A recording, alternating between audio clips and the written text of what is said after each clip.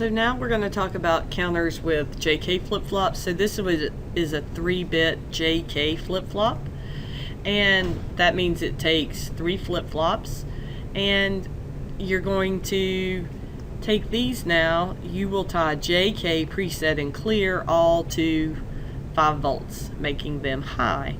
When you do that, okay, you set them both to 1. When J and K are 1, that's the toggle condition in a flip-flop, correct?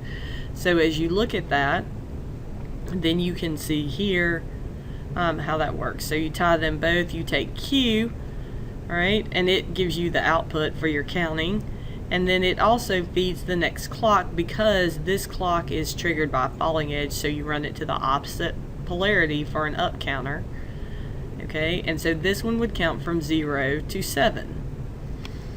Now if I wanted to down count from a JK flip-flop, I would use Q for my outputs and not Q to feed my clock to down count. So this would start at 7 and then count down.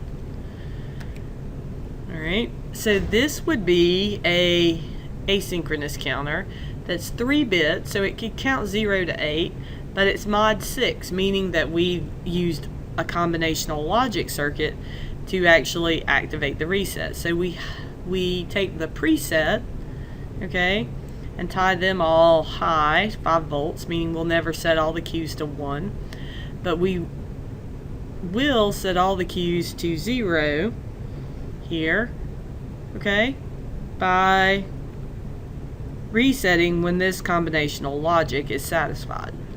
So this one will only count 0 to 5.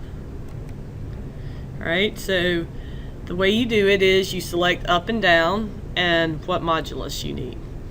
Then you select the flip-flop type you want to use and determine how many flip-flops you're going to need.